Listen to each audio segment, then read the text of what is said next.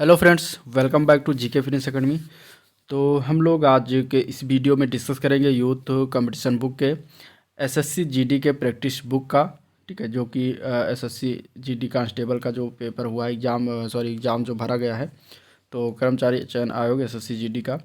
अब इसमें BSF, CISF, CRPF, SSB, ITBP, AR, NIA और एसएसएफ के जो है कांस्टेबल की इसमें भर्ती की जाएगी। ठीक है, तो इसका ये प्रैक्टिस बुक देखेंगे। इस बुक में अगर देखें तो 15 सेट दिया गया है।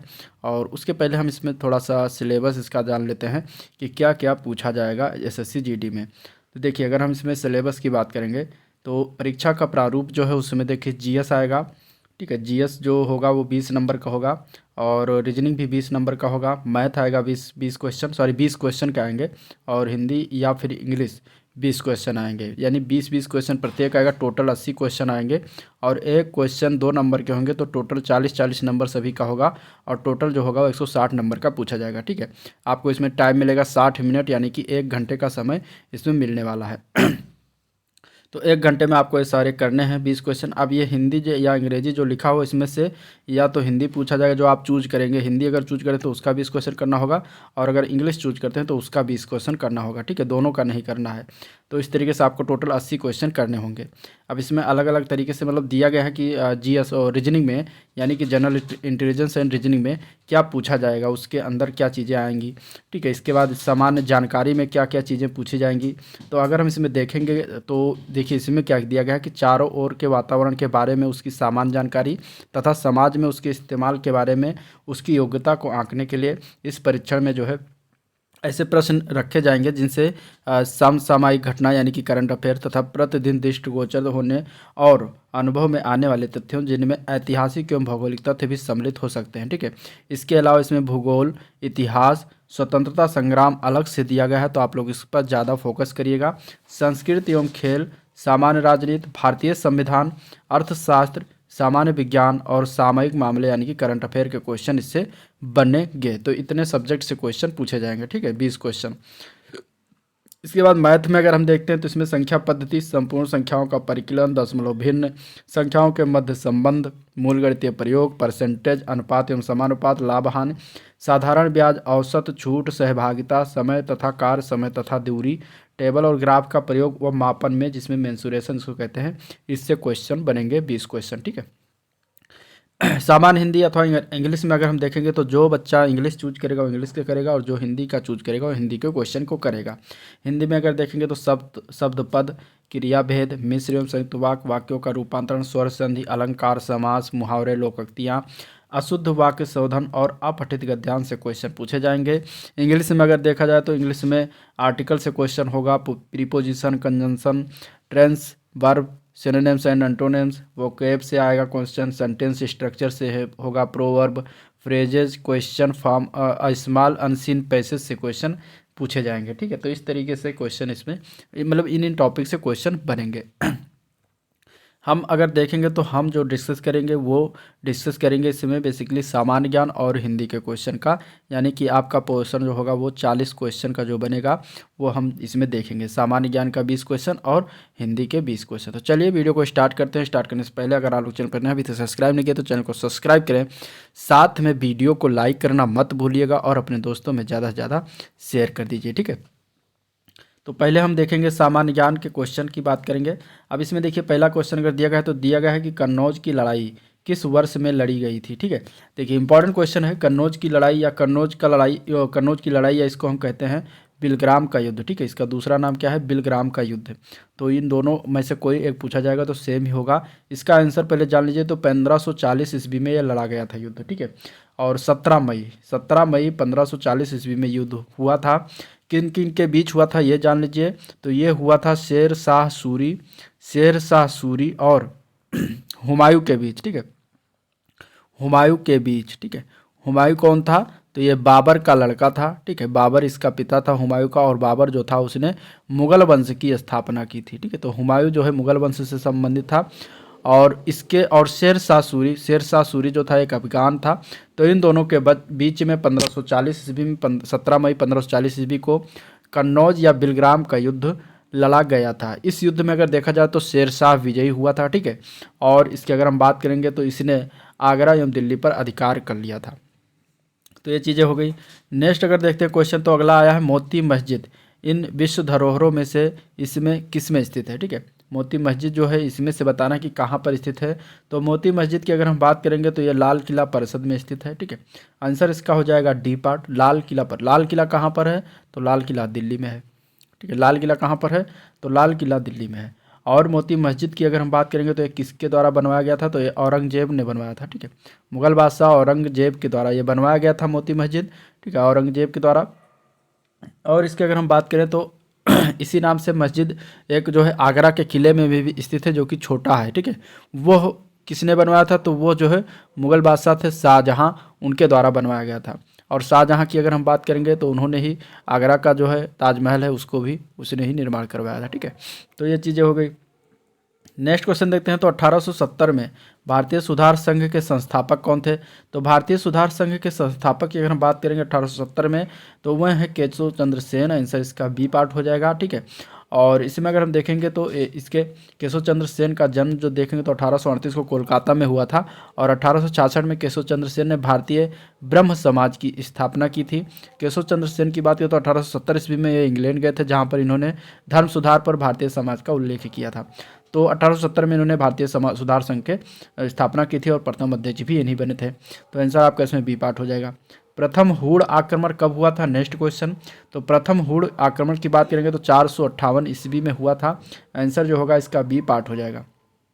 हुड़ जो थी वो मध्य एशिया की एक खानाबदोश जाति थी, और यह जाति जो है अपने समय में सबसे बर्बर जातियों में गिनी जाती थी। हुड़ों ने 458 ईस्वी में उत्तर पश्चिम भारत पर पहला आक्रमण किया था। इसी आक्रमण के नेतृत्व जो है किसने किया था, तोरमाड़ और उसका पुत्र था मिहिरकुल, इसने किया था। ठीक है, तोरमाड़ और उसका पुत्र क्या नाम था, मिहिरकुल। तो इसने इसका जो है नेतृत्व किया था इस युद्ध का, इस आक्रमण का। और हुड़ों का भारत पर प्रथम आक्रमण जो हुआ था वो गुप्त वंश उसमें शासन था। और गुप्त वंश के शासक कौन थे, गुप्त वंश के शासक थे स्कंदगुप्त। ठीक है, इनके काल में जो है हुड़ों का जो है क्या हुआ था, आक्रमण हुआ था। और इसमें क्या हुआ था कि हुड़ जो थे वो बुरी तरह पराजित भी हुए थे। तो आंसर आपका बी पार्ट हो जाएगा। नेक्स्ट क्वेश्चन देखते हैं, तो सिंगापुर की तर्ज पर देश का पहला नाइट सफारी और जैव विविधता पार्क ये कहाँ स्थापित किया जाएगा। इंपॉर्टेंट क्वेश्चन, करंट अफेयर से संबंधित है। तो इसमें अगर देखें तो ये लखनऊ उत्तर प्रदेश में स्थापित किया जा रहा है। तो आंसर आपका बी पार्ट हो जाएगा। लखनऊ किस नदी के किनारे बसा हुआ है, तो लखनऊ गोमती नदी के किनारे बसा हुआ है। ठीक है, और उत्तर प्रदेश की राजधानी लखनऊ है। उत्तर प्रदेश के सीएम योगी आदित्यनाथ हैं। ठीक है, उत्तर प्रदेश के राज्यपाल आनंदीबेन पटेल हैं। ठीक है, इसके बाद अगर इसमें बात करें तो सिंगापुर की तर्ज पर देश का पहला नाइट सफारी और जैव विविधता पार्क जो है ये उत्तर प्रदेश की राजधानी लखनऊ में स्थापना किया जा रहा है। नेक्स्ट क्वेश्चन, संविधान सभा के पहले अस्थायी अध्यक्ष कौन थे। तो संविधान सभा के पहले अस्थायी अध्यक्ष जो थे उनका नाम था डॉक्टर सच्चिदानंद सिन्हा। इन्हें बनाया गया था अस्थायी अध्यक्ष के रूप में, यानी कि टेम्परेरी अध्यक्ष चुना गया था। 9 दिसंबर 1946 को जो है संविधान सभा की प्रथम बैठक नई दिल्ली स्थित काउंसिल चैम्बर के पुस्तकालय भवन में हुई थी। और डॉक्टर सच्चिदानंद सिन्हा को जो है सभा का अस्थायी अध्यक्ष चुना गया था। ठीक है, इसके बाद 11 दिसंबर को, यानी कि 2 दिन बाद 11 दिसंबर को डॉक्टर राजेंद्र प्रसाद को परमानेंट अध्यक्ष बनाया गया। ठीक है, राजेंद्र प्रसाद को अस्थायी अध्यक्ष के रूप में निर्वाचित हुए थे। तो ये भी याद रखिएगा। ठीक है, नेक्स्ट क्वेश्चन, अगला प्रश्न है राज्यसभा की कुल संख्या कितनी है। राज्यसभा की कुल संख्या की बात करेंगे तो 250 है, 250 आंसर ये पार्ट हो जाएगा इसका। और अगर हम बात करें तो भारतीय संसद का ऊपरी सदन बोला जाता है राज्यसभा को। राज्यसभा में कुल 250 सदस्य होते हैं, जो कि संविधान का अनुच्छेद 80 में जो है ये उल्लेख किया गया है। ठीक है, संविधान का अनुच्छेद के कौन से, तो अनुच्छेद 80 में उल्लेख है। और इसमें अगर देखा जाए तो कुल इनमें से 12 सदस्य जो हैं वो राष्ट्रपति द्वारा मनोनीत होते हैं, तथा 238 सदस्य जो है वो राज्यों एवं संघ शासित प्रदेशों के प्रतिनिधि होते हैं। वर्तमान सभा में 245 सदस्य हैं। ठीक है, वर्तमान में कितना है, तो 245 है। और राज्यसभा का पहला सत्र जो हुआ था वो 13 मई 1952 को हुआ था। ठीक है, राज्यसभा का विघटन नहीं होता कभी भी, तो ये भी याद रखिएगा। ठीक है, तो इस तरीके से हो गया। नेक्स्ट है द्विसदनीय विधायिका का क्या अर्थ होता है। द्विसदनीय विधायिका का अर्थ होता है निचली और ऊपरी सदन को द्विसदनीय विधायिका कहते हैं। ठीक है, यानी कि शासन की प्रणाली में द्विसदनीय व्यवस्था उस विधि को कहा जाता है जिसमें विधायिका में 2 सदन होता है। ठीक है, तो ऊपरी और निचली और ऊपरी सदन। उदाहरण के लिए अगर हम बात करें तो भारतीय संसद में 2 सदन जैसे कि लोकसभा और राज्यसभा। राज्यसभा को ऊपरी सदन और लोकसभा को निचला सदन कहा जाता है। ठीक है, नेक्स्ट क्वेश्चन, घटकों के बीच गुरुत्वाकर्षण द्वारा भारी मात्रा में एक साथ एकत्र हुए तारों, धूल और गैस को क्या कहा जाता है। तो देखिए, इसको कहा जाता है आकाशगंगा। इसका आंसर जो होगा वो सी पार्ट हो जाएगा, आकाशगंगा। ठीक है, मंदाकिनी उस गैलेक्सी का नाम है, यानी कि उस आकाशगंगा का नाम है जिसमें हमारा पृथ्वी और हमारा सौरमंडल स्थित है। वैज्ञानिक भाषा में आकाशगंगा को परिभाषित करने पर यह कहा जा सकता है कि यह तारों, धूल के कणों एवं गैसों का समूह है जो गुरुत्वाकर्षण बल के कारण एक दूसरे से बंधे हुए हैं। ठीक है, तो आपका आंसर इसमें डी सी पार्ट हो जाएगा। फिनलैंड की राजधानी क्या है नेक्स्ट क्वेश्चन में। फिनलैंड की राजधानी है हेलेंसिकी, आंसर बी पार्ट हो जाएगा। ठीक है, और ताशकंद जो दिया गया है ये उज्बेकिस्तान की राजधानी है। ठीक है, ताशकंद किसकी राजधानी, तो उज्बेकिस्तान की राजधानी ताशकंद है। बर्न जो दिया गया है ये स्विट्जरलैंड की राजधानी है, स्विट्जरलैंड की राजधानी है बर्न। ठीक है, और डबलिन जो दिया गया है डबलिन ये आयरलैंड की राजधानी, किसकी राजधानी, आयरलैंड की राजधानी है। ठीक है, तो ये हो गया। तो आपका आंसर इसमें क्या हो जाएगा, बी पार्ट हो जाएगा, हेलेंसिकी। नेक्स्ट क्वेश्चन है, अब पृथ्वी अपनी धुरी के चारों तरफ किस दिशा में घूमती है।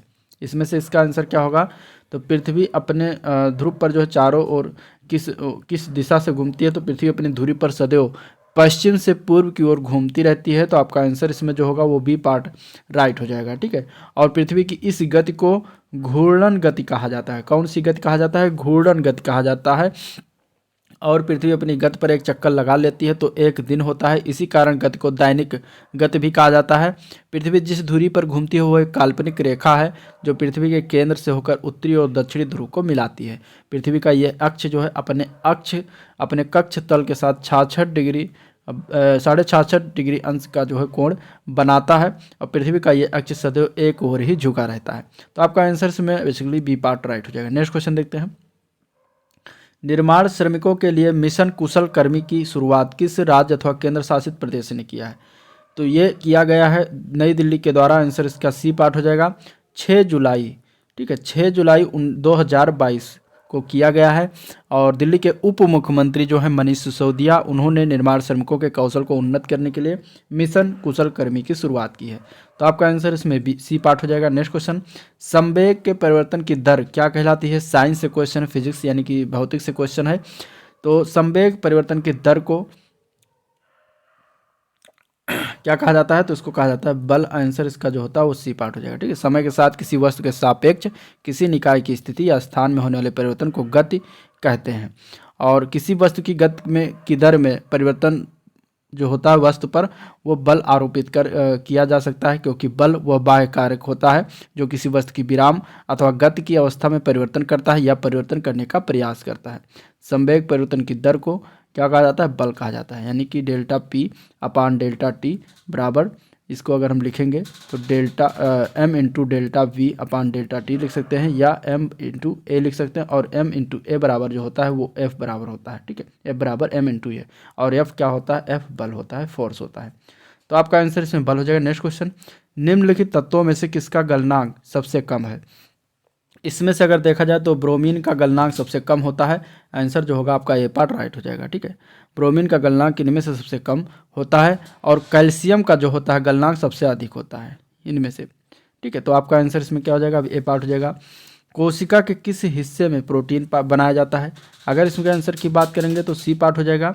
राइबोसोम में क्या बनता है, प्रोटीन बनता है। ठीक है, कोशिका में उपस्थित राइबोसोम के द्वारा प्रोटीन बनाया जाता है। किसी प्रोटीन के निर्माण के लिए आवश्यक एमिनो अम्ल को राइबोसोम सही क्रम में लाने का कार्य करते हैं। राइबोसोम की खोज जो है 1950 के दशक में रोमानिया के जीव वैज्ञानिक थे जॉर्ज पैलेट। ठीक है, जॉर्ज पैलेट, तो उन्होंने जो है इसको खोज किया था और इसके लिए इन्हें नोबेल पुरस्कार दिया गया था। तो आंसर आपका सी पार्ट हो जाएगा। नेक्स्ट क्वेश्चन देखते हैं, क्लोरोफिल में क्या होता है। क्लोरोफिल की अगर हम बात करेंगे तो क्लोरोफिल में मैग्नीशियम तत्व पाया जाता है, आंसर जो होगा डी पार्ट। इंपॉर्टेंट क्वेश्चन है, पूछा गया क्वेश्चन है। ठीक है, इसमें अगर देखा जाए तो मैग्नीशियम तत्व पाया जाता है जिसकी उपस्थिति से पौधों में उपस्थित क्लोरोफिल में प्रकाश संश्लेषण की प्रक्रिया संपन्न होती है। मैग्नीशियम क्लोरोफिल में संयोजन कर प्रोटीन संश्लेषण में महत्वपूर्ण योगदान देता है। पौधों में Mg यानी कि मैग्नीशियम की कमी के कारण इसका जो संकेतिक होता है वो उसको Mg कहा जाता है। ठीक है, तो मैग्नीशियम की कमी के कारण वह जो है पौधे क्या होते हैं, पीले हो जाते हैं, जिसे हरिमहीनता कहा जाता है, यानी कि क्लोरोसिस कहा जाता है। क्लोरोसिस नामक रोग इसको कहा जाता है, याद रखिएगा, क्लोरोसिस। अगला क्वेश्चन, अगस्त 2022 में गुस्ताव पेट्रो निम्नलिखित में से किस दक्षिण अमेरिकी देश के पहले वामपंथी राष्ट्रपति जो है चुने गए हैं? तो इसमें से अगर देखा जाए तो वह चुने गए हैं कोलंबिया के। आंसर इसका होगा सी पार्ट। करंट अफेयर से संबंधित है। अगस्त में 7 अगस्त को इन्हें जो है कोलंबिया का राष्ट्रपति चुना गया, जो कि पहले वामपंथी राष्ट्रपति बनेंगे। ठीक है, और गुस्ताव पेट्रो ने जून 2022 में अपने वामपंथी संगठन कोलंबिया हुमाना से जीत दर्ज की थी। तो आंसर आपका सी पार्ट है। नेक्स्ट क्वेश्चन देखते हैं, भारत ने हाल ही में किस रोग के परीक्षण के लिए स्वदेशी रूप से विकसित पहली RT-PCR किट का शुभारंभ किया है? तो इसमें से अगर देखा जाएगा तो इसका राइट आंसर ए पार्ट हो जाएगा, मंकी पॉक्स के लिए। ठीक है, भारत ने मंकी पॉक्स रोग के परीक्षण के लिए स्वदेशी रूप से विकसित पहली RT-PCR किट का शुभारंभ किया है। तो आंसर क्या हो जाएगा, मंकी पॉक्स। अभी हाल फिलहाल में WHO के द्वारा इसका नाम बदल के एम पॉक्स कर दिया गया, ये भी याद रखिएगा। ये किसके द्वारा बदला गया है? WHO के द्वारा बदला गया है। ठीक है, वर्ल्ड हेल्थ ऑर्गेनाइजेशन के द्वारा, तो ये भी याद रखिएगा। नेक्स्ट क्वेश्चन है, जून 2022 के दौरान gas authority of India limited का नया चेयरमैन किसे बनाए जाने की घोषणा की गई थी? तो ये gas authority of India limited का नया चेयरमैन जो बनाया गया उनका नाम है संदीप कुमार गुप्ता। ठीक है, gas authority of India limited यानी कि गेल जिसको कहते हैं, तो इनके अभी नए चेयरमैन जो बने उनका नाम है संदीप कुमार गुप्ता। ठीक है, आंसर क्या हो जाएगा, संदीप कुमार गुप्ता। इसके पहले संदीप कुमार गुप्ता जो थे वो इंडियन ऑयल कॉरपोरेशन में वित्त निदेशक के पद पर कार्यरत थे। और ये जो है गेल के जो चेयरमैन बन रहे, तो इसके पहले गेल के कौन चेयरमैन थे? तो उनका नाम था मनोज जैन। ये मनोज जैन का जो है स्थान लेंगे। ठीक है, नेक्स्ट क्वेश्चन देखते हैं, केंद्रीय कृषि एवं किसान कल्याण मंत्री नरेंद्र सिंह तोमर ने किस राज्य में शहरी परीक्षण प्रयोगशाला का उद्घाटन किया? तो ये किया है नागालैंड में। आंसर इसका सी पार्ट हो जाएगा। ठीक है, नागालैंड में कब किया है? तो 29 जून 2022 को किया है। इंपॉर्टेंट है, करंट अफेयर से क्वेश्चन। ठीक है, और नागालैंड में कहाँ पर? तो दीमापुर, नागालैंड में दीमापुर में शहद परीक्षण प्रयोगशाला का उद्घाटन किया है। ठीक है, वो North East Agri Expo Chumoukedima Nagaland में हिस्सा ले रहे थे। तो आपका आंसर इसमें सी पार्ट हो जाएगा। तो ये था सामान्य ज्ञान का क्वेश्चन। अब हम आगे देखेंगे सामान्य हिंदी के 20 क्वेश्चन के बारे में। ठीक है, पहला क्वेश्चन अगर हम इसमें बात करेंगे तो देखिए, पहला क्वेश्चन दिया गया है, निम्नलिखित में से अमृत का विलोम क्या होगा? इसमें से बताना है कि अमृत का विलोम मीन्स उल्टा होता है, अमृत का विलोम होता है विष। ठीक है, क्या हो जाएगा आंसर जो होगा वो डी पार्ट हो जाएगा, विष। और अगर अमर दिया गया है जैसे अमर, तो अमर का विलोम अगर हम बात करेंगे तो इसका विलोम होता है मर्त। ठीक है, क्या होता है? मर्त। अमर का क्या होता है? मर्त। ठीक है, मृत्यु नहीं होता, मर्त होता है, याद रखिएगा। नेक्स्ट क्वेश्चन देखते हैं, दिए गए शब्दों में से अनुज का विपरीतार्थक शब्द यानी कि वही विलोम शब्द बताना है। तो अनुज का विलोम क्या होगा? अनुज का विलोम अग्रज होगा। आंसर इसका जो होगा वो ए पार्ट सही हो जाएगा। ठीक है, अनुज का विलोम क्या होता है? अग्रज होता है। नेक्स्ट क्वेश्चन, अल्पाहारी शब्द के लिए उचित वाक्यांश बताना है। तो अल्पाहारी की अगर हम बात करेंगे तो अल्पाहारी मीन्स होता है वो जो कम खाता उसको अल्पाहारी कहेंगे। ठीक है, कम खाने वाले को अल्पाहारी, जो फल खाता उसे क्या कहेंगे? फलाहारी। नेक्स्ट क्वेश्चन देखते हैं, वह भाई जो अन्य माता से उत्पन्न हुआ हो कहलाता है, क्या कहलाता है? तो वह भाई जो अन्य माता से उत्पन्न हुआ हो उसे अन्योदर कहा जाता है। तो आंसर ए पार्ट इसका राइट हो जाएगा, अन्योदर। ठीक है, और एक ही माता से उत्पन्न संतानों को सहोदर कहा जाता है, याद रखिएगा। अन्य माता से उत्पन्न संतानों को क्या कहा जाता है? अन्योदर, और एक ही माता से सहोदर, याद रखिएगा। ठीक है, नेक्स्ट क्वेश्चन देखते हैं, अर्क के लिए बेमेल शब्द पहचाना इनमें से। तो अर्क की अगर हम बात करेंगे इसमें तो अर्क मीन्स का बेमेल शब्द, तो इसमें अंतर जो है इसका नहीं होता। ठीक है, अर्क की अगर हम बात करेंगे तो अन्य अर्थ में अपवन और काढ़ा भी होता है। ठीक है, अर्क का मतलब सूर्य होता है, अर्क का मतलब रवि, सूरज, अर्क, दिनकर, प्रभाकर, मार्तंड, ये सब सूर्य के पर्यायवाची हैं। और काढ़ा और अफौन ये दोनों भी मतलब अर्क का मतलब होता है, लेकिन अंतर नहीं होता। तो आपका आंसर क्या हो जाएगा? सी पार्ट हो जाएगा। कपड़ा का पर्यायवाची बताना है, क्या होता है? कपड़ा का पर्यायवाची की बात करेंगे तो कपड़ा का पर्यायवाची इसमें वसन हो जाएगा। आंसर बी पार्ट राइट हो जाएगा। कपड़ा का अन्य पर्यायवाची में वस्त्र आ जाएगा। ठीक है, पट होता है, चीर होता है, और पहरावा भी कपड़ा का पर्यायवाची होता है, याद रखिएगा। वर्तनी की दृष्टि से शुद्ध चयन करना, इनमें से क्या होगा सही लिखा हुआ है। तो अनुग्रहित जो लिखा हुआ वो बी पार्ट में जो लिखा है यह सही रूप से लिखा हुआ है, बाकी सारे गलत लिखे हैं, ठीक है। नेक्स्ट क्वेश्चन देखते हैं। उसने तो मेरी आंखें खोल दी। रेखांकित मुहावरा जो है आंखें खोल देना, इसका क्या अर्थ होता है। तो आंखें खोल देने का अर्थ होता है भ्रम को दूर कर देना, जो कि ए पार्ट में दिया गया है। आपका आंसर जो हो जाएगा वो भ्रम को दूर कर देना, ठीक है। नेक्स्ट क्वेश्चन देखते हैं। ऊंट के मुंह में जीरा का सही अर्थ क्या होता है। तो इसका आंसर होता है बहुत कम या बहुत थोड़ा। तो आपका आंसर जो हो जाएगा वो ए पार्ट राइट हो जाएगा, बहुत थोड़ा, ठीक है। अगला क्वेश्चन देखते हैं। अगला प्रश्न है सही विकल्प को चुनकर वाक्य में रिक्त स्थान की पूर्ति करना है। सिंहासन खाली करो कि डैश आती है, क्या आती है, एक एक कहावत है। तो अगर इसमें बात करेंगे तो आंसर क्या हो जाएगा। तो इसमें जो पूर्ण अगर पंक्ति बनाना है तो इसको हम बना सकते हैं क्या, सिंहासन खाली करो कि जनता आती है। और ये कहा गया है पंक्ति है जो कि राष्ट्र कवि रामधारी सिंह दिनकर की काव्य पंक्ति है। तो यहाँ पे आंसर आपका क्या हो जाएगा, जनता, ठीक है। तो आंसर क्या हो जाएगा, जनता, जो कि सी पार्ट से ही है। नेक्स्ट क्वेश्चन है निम्नलिखित वाक्यों में से रिक्त स्थानों की पूर्ति के लिए उपयुक्त शब्द बताए। बारिश, अब इसके बाद ठंड बढ़ गई, यहाँ पे क्या भर दें कि जिसके जो है यहाँ पे पूर्ण वाक्य बन जाए। तो यहाँ पे वाक्यों की अगर हम बात करेंगे तो यहाँ पे भरा जाएगा के कारण, ठीक है। आंसर क्या हो जाएगा, सी पार्ट इसमें भरा जाएगा, जिससे कि पूर्व वाक्य बन जाएगा, बारिश के कारण ठंड बढ़ गई। अगला क्वेश्चन देखते हैं। अगला प्रश्न अगर हम देखें तो इसमें दिया गया है वाक्यों का वर्गीकरण मुख्यतः कितने प्रकार से होता है। तो वाक्यों का वर्गीकरण करेंगे तो मुख्यतः दो प्रकार से होता है, एक होता है अर्थ के आधार पर, एक होता है रचना के आधार पर, ठीक है। तो आंसर तो आपका ए पार्ट हो जाएगा। अर्थ के आधार पर अगर देखेंगे तो वाक्यों के जो वर्गीकरण होता है वो 8 प्रकार का होता है, ठीक है। अर्थ के आधार पर उसमें आता है विधिवाचक, निषेधवाचक, आज्ञावाचक, प्रश्नवाचक, विस्मयवाचक, संदेहवाचक और इच्छावाचक, और इसके बाद 8वां आता है संकेतवाचक। और रचना के आधार पर वाक्यों की अगर देखेंगे वर्गीकरण करेंगे तो 3 प्रकार का होता है, एक होता है सरल वाक्य, एक होता है संयुक्त वाक्य, ठीक है, और एक की अगर हम बात करेंगे तो तीसरा होता है मिश्रित वाक्य। तो इस तरीके से उसमें भी वर्ग में भी वर्ग होते हैं, तो ये भी याद रखिएगा। अगला प्रश्न है सूर्योदय का संधि विच्छेद क्या होता है। सूर्योदय का संधि विच्छेद होता है सूर्य प्लस उदय, जो कि ए पार्ट में दिया गया है और ए पार्ट इसका राइट हो जाएगा। ये कौन सी संधि का उदाहरण है, तो ये गुण स्वर संधि का उदाहरण है, ये भी याद रखिएगा, ये भी पूछा जा सकता है, ठीक है। गुण स्वर संधि का उदाहरण है, क्योंकि इसके अगर नियम की बात करेंगे तो इसमें छोटा आ और बड़ा आ के बाद छोटी ई, बड़ी ई, छोटा ऊ, बड़ा ऊ और री स्वर आए तो दोनों मिलकर क्रमशः ए, ओ और अर हो जाता है। जैसे कि इसमें सूर्य प्लस उदय, तो इसको मिलाएंगे तो क्या हो जाए, सूर्योदय, ओ हो जा रहा है, तो इसलिए यहाँ पे गुण स्वर संधि का उदाहरण हो जाता है। समास के पदों को अलग करने को क्या कहा जाता है। तो जो समास के पदों को अलग करते हैं तो उसको कहते हैं विग्रह। आंसर सी पार्ट हो जाएगा, समास विग्रह इसको कहते हैं, ठीक है।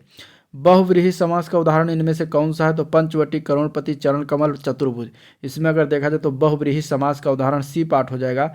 चतुर्भुज जो दिया गया है ये बहुव्रीहि समास का उदाहरण है। क्यों है, अब हम पहले बहुव्रीहि समास की परिभाषा की बात करेंगे।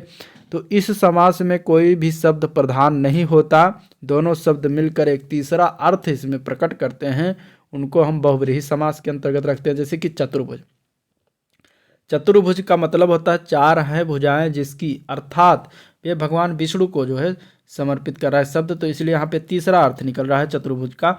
तो आंसर आपका इसमें इसलिए जो बहुव्रीहि के अंतर्गत आ जाएगा, ठीक है। जैसे कि जलज, जल में उत्पन्न होने वाला अर्थात कमल, तो तीसरा अर्थ वहाँ पर भी आ रहा है, तो इसलिए बहुव्रीहि समास का उदाहरण जलज भी है, ठीक है। नेक्स्ट क्वेश्चन, अलंकार का शाब्दिक अर्थ क्या होता है। अलंकार का शाब्दिक अर्थ होता है आभूषण। क्या होता है, आभूषण, ठीक है। जबकि इसमें अगर हम देखेंगे तो वर्ण भाषा की सबसे छोटी इकाई होती है, इसके 2 भेद हैं, स्वर और व्यंजन, ये भी याद रखिएगा। नेक्स्ट क्वेश्चन देखते हैं। किसी कार्य का करने या होने का बोध कराने वाले को शब्द को क्या कहा जाता है। तो उसको कहा जाता है क्रिया, ठीक है। क्या कहते हैं, क्रिया कहते हैं।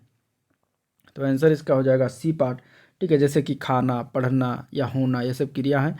ये जिस शब्द से किसी काम का करना या होना पाया जाए उसे क्रिया कहा जाता है। क्रिया 3 प्रकार के शब्दों से बनी होती है। धातु से, जैसे कि पढ़ना, पढ़ प्लसना। एक संज्ञा से बनती है, जैसे कि हथियाना, ठीक है। एक विशेषण से बनता है, जैसे चिकनाना। तो ये सब चीज़ें भी याद रखना। नेक्स्ट क्वेश्चन देखते हैं। तो 78 से 80 क्वेश्चन इस गद्यांश को पढ़ के उनका आंसर देना है, ठीक है। गद्यांश से बड़ा है, आप लोग गद्यांश पढ़िएगा, हम क्वेश्चन की तरफ चलते हैं। क्वेश्चन की अगर हम बात करेंगे तो क्वेश्चन दिया गया है कि सब इंसान की पुरानी फितरत का हिस्सा रहा है, इस गद्यांश के अनुसार क्या रहा है। तो इस गद्यांश के अनुसार रहा है मापना, ठीक है। आंसर क्या हो जाएगा, डी पार्ट हो जाएगा, मापना। अगला प्रश्न है मानव शरीर के तापमान के संदर्भ में सही कथन इसमें से चुनना है। तो इसमें अगर आप पढ़ेंगे तो इसमें आपका आंसर निकल के आएगा, वो ये पार्ट, बड़ों के मुकाबले बच्चों का थोड़ा ज़्यादा होता है। ठीक है, ये इस गद्यांश के अनुसार इसका ए पार्ट राइट हो जाएगा। नेक्स्ट क्वेश्चन है सामाजिक और शारीरिक क्रियाओं के पैमाने से दिक्कत कब आती है। सामाजिक और शारीरिक क्रियाओं के पैमाने से दिक्कत कब आती है, तो जब हम इसे जड़ मानक मान लेते हैं तब दिक्कत आती है। इस गद्यांश के अनुसार राइट आंसर इसका बी पार्ट हो जाएगा। तो ये था आज का ओवरऑल वीडियो जिसको हम लोगों ने देखा। वीडियो को पसंद आया हो तो लाइक करिएगा। चैनल को अभी तक सब्सक्राइब नहीं किया है तो चैनल को प्लीज़ सब्सक्राइब कर लीजिए, साथ में बेल आइकन भी प्रेस कर दीजिए और अपने दोस्तों में ज़्यादा से ज़्यादा शेयर भी कर दीजिए। ठीक है, आज का वीडियो पर एंड करते हैं। अगर इसमें ज़्यादा व्यूज आया, लोगों ने पसंद किया, तो मैं इसका जो है टॉपिक वाइज इस तरीके से हर एक प्रैक्टिस वाइज कराता चला जाऊँगा। ठीक है, तो कमेंट करके फीडबैक जरूर दीजिएगा। और बंद करते हैं वीडियो को, आज को एंड करते हैं। मिलते हैं नेक्स्ट वीडियो में, तब तक के लिए थैंक यू, नमस्कार।